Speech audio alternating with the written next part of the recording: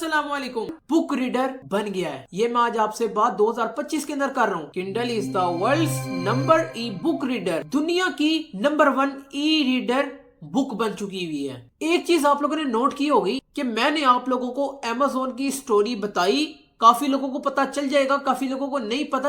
अगर नहीं पता तो मैं बताने लगा यार। अमेज़न जिन जिन एरियाज में सक्सेसफुल रहा है उन एरियाज में अमेज़न पहली कंपनी थी जिसने कारोबार यानी कि बिजनेस को ढंग से किया, प्रॉपरली करने वाली, मार्केट को कैप्चर करने वाली, properly get into the business to capture the market. तो यहाँ पर बहुत बड़ा फर्स्ट मूवर एडवांटेज मिला अमेज़न को, जो उसको कई बार बहुत ज्यादा बेतहाशा बहुत ज्यादा मिला उसको। फॉर एग्जाम्पल, वो पहली कंपनी थी ना जिसने सोचा था कि यार क्यों ना मैं एक ऑनलाइन बुक स्टोर बनाऊं। ये उसी की सोच थी।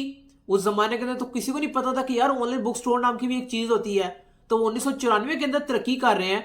आज अर्थ से अगली गेम की तरफ पहुंचे, अपने घर के झगड़ों से बाहर नहीं आते। इसकी वजह क्या है? इसकी वजह यह कि गोरा यही चाहता है कि पॉलिटिक्स, मजहबी और इन मामला से इंसान नौकरी पे लगा रहे और खत्म हो जाए, तबाह बर्बाद हो जाए। तो इन चीजों के अंदर उसको कामयाब नहीं होने देना, नाकाम रखना है। अब आप मुझे बताएं, फ्रीलांसिंग करते हैं, फ्यूचर के अंदर प्राइवेट लेवल लॉन्च करते हैं, ऑटोमेशन के ऊपर काम चलाते हैं, बड़ा सेटअप होता है, तो आप अपना ऑटोमेशन खुद संभाल लेंगे? आप कहेंगे नहीं यार, मैं वर्चुअल असिस्टेंट हायर करता हूँ और अमेरिकन हायर करता हूँ, यूनाइटेड किंगडम का गोरा हायर करता हूँ, ऑस्ट्रेलियन करता हूँ, कैनेडियन का गोरा मैं हायर करता हूँ। यही करेंगे ना आप? वैसे बात है, आपने इंग्लिश को समझने के लिए गोरे को ही आप हायर करेंगे। तो आपने गोरे को नौकरी दी, वो इसी बात से तो चिढ़ता है कि यार गोरे को ये पाकिस्तानी, इंडियन, ये लोग इसको नौकरी पे ना रखे, बल्कि ये लोग इनको नौकरी पे रखे। तो आपने इस बैरियर को तोड़ना है। Freelancing to private level, private level से आपने गोरों को नौकरियों पे रखना है। 1 से 2, 2 से 4, 4 से 10। पाकिस्तान के अंदर बैठकर आप बड़ा कुछ उखाड़े होंगे। वो किसने उखाड़े होंगे?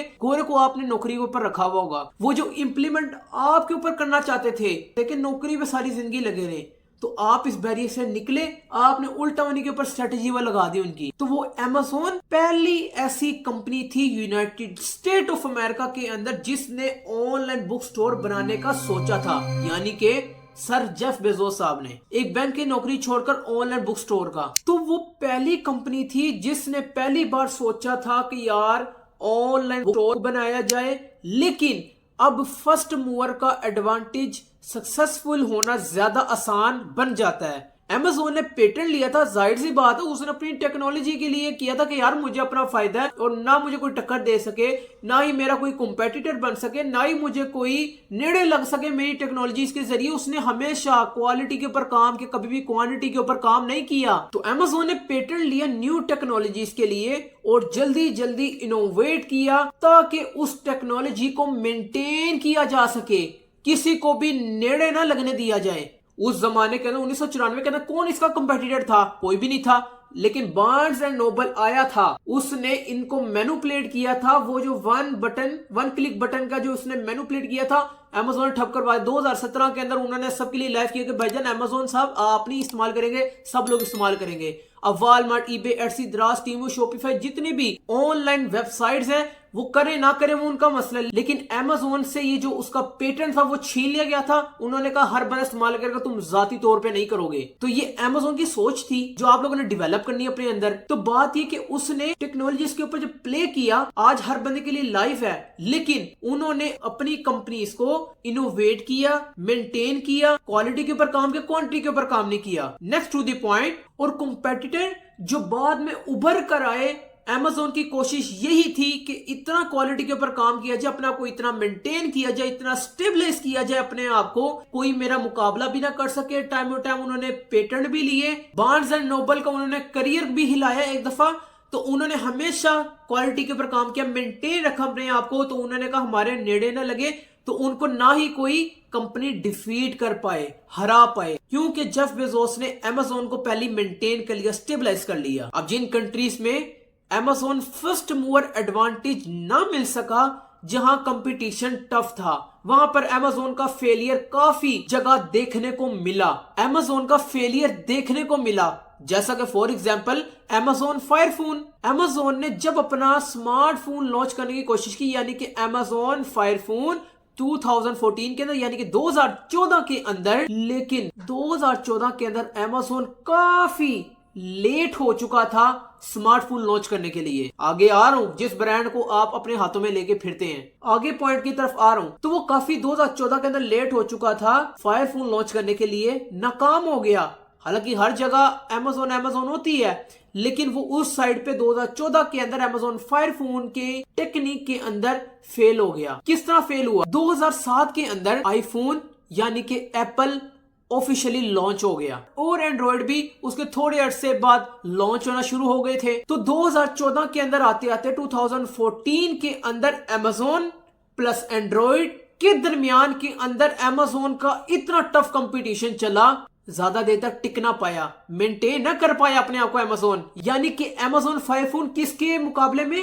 एप्पल यानी कि आईफोन और एंड्रॉइड के सामने। तो कंपटीशन चलता रहा और कभी इसका ग्राफ ऊपर जा रहा है एप्पल का, कभी नीचे आ रहा है, कभी अमेज़न का ऊपर जा रहा है, कभी नीचे आ रहा है, कभी एंड्रॉइड बीच में अपना लुच फ्राई करने लग जाता था। यानी कि तीनों के तीनों आपस में कंपटीशन का इतना स्ट्रिक्ट हुआ, इतना सख्त हुआ, सारे के सारे एक दूसरे को हिला ही रहे थे उस टाइम के अंदर। यानी कि एप्पल एंड्रॉइड को, एंड्रॉइड एप्पल को, और अमेज़न बीच में अमेज़न फायर फोन लॉन्च हुआ। 2007 के अंदर एप्पल हुआ, 2014 के अंदर जाहिर सी बात है बड़ा बड़ा ही होता है, छोटा छोटा ही होता है। अब एप्पल अमेज़न की जगह नहीं ले सकता, लेकिन जो अमेज़न है वो एप्पल की जगह नहीं ले सकता। अब आपको मैं समझाता हूं, ग्राउंड रियलिटी समझा रहा हूं। 1994 यानी कि 1994 के अंदर अमेज़न ने तो किताबों का काम स्टार्ट किया था, ऑनलाइन बुक्स बेचने का। अमेज़न जो फायर फोन था वो तो उसका बेसिक नहीं था, वो तो उसने बाद में सेकेंडरी ऑप्शनल अपनी प्रोडक्ट्स को बढ़ाने के लिए उसने अपना फायर फोन लॉन्च किया था। लेकिन वो 1994 था, 2007 के अंदर एप्पल ने अपना जाहिर सी बात लॉन्च किया था। अब जो फोन की साइड पे जो ब्रांड हो वो एप्पल ही हुआ।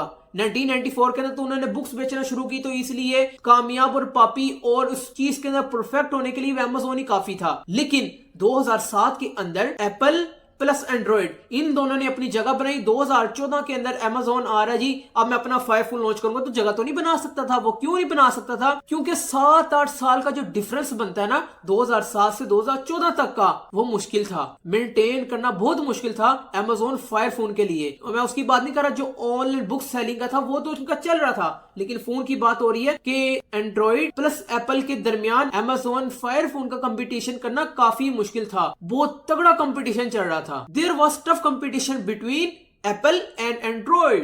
न्यू कंपनीज जल्दी जल्दी इनोवेट किए जा रही थी अपनी न्यू टेक्नोलॉजीज को बढ़ाने के लिए, एक्सपेंड करने के लिए। अब ऐसे केस में Amazon अपना स्मार्टफोन लेकर आया तो Amazon के लिए इतना मुश्किल हुआ यहाँ एक्सपीरियंस्ड प्लेयर्स से कॉम्पीट करना।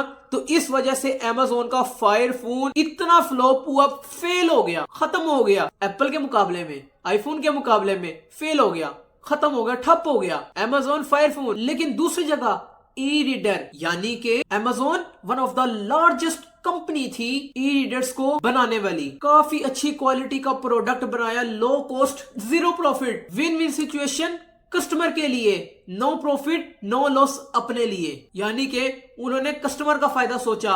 ई रीडर के अंदर फायर फोन की बात हमने खत्म कर दी, लेकिन विन कौन हुआ?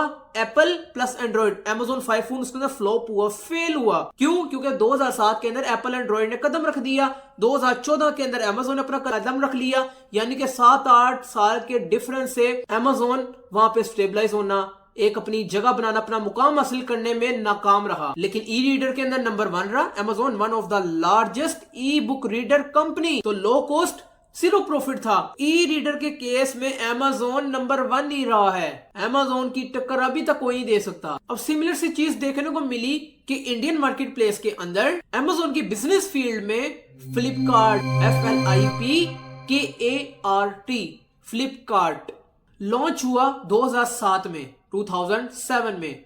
अब 2007 में Amazon इंडिया में तो नहीं आया था as a marketplace, Indian market के अंदर उसकी एंट्री नहीं हुई थी, कदम ही नहीं रखा था उसने as a marketplace India के अंदर। 2007 के अंदर फ्लिपकार्ट ने पहले से ही जगह बनाई हुई थी इंडिया के अंदर, और ये एडवांटेज बना रहा काफी सालों तक। अब 2013 यानी कि 2013 वो साल था Amazon का जिसने इंडिया में Amazon ने फैसला किया कि अब इंडिया के अंदर एज अ मार्केट प्लेस आया जाए। उसने एंट्री की इंडिया के अंदर। Amazon ने ऐसा मार्केट प्लेस यानी कि 2013 के अंदर। वीडियो पसंद आई हो चैनल को सब्सक्राइब कीजिए, वीडियो को लाइक करें, आगे लोगों को शेयर कीजिए। मुझे आप अपनी दुआओं में खुसूसी तौर पे याद रखिए। अल्लाह पाक आप लोगों को कामयाब करे। मुझे आप अपनी दुआओं में खुसूसी तौर पे याद रखिएगा। मेरी मुस्तकिल मिजाजी के लिए दुआ कीजिएगा। मिलते हैं नेक्स्ट वीडियो के अंदर। ओके जी, अल्लाह हाफिज।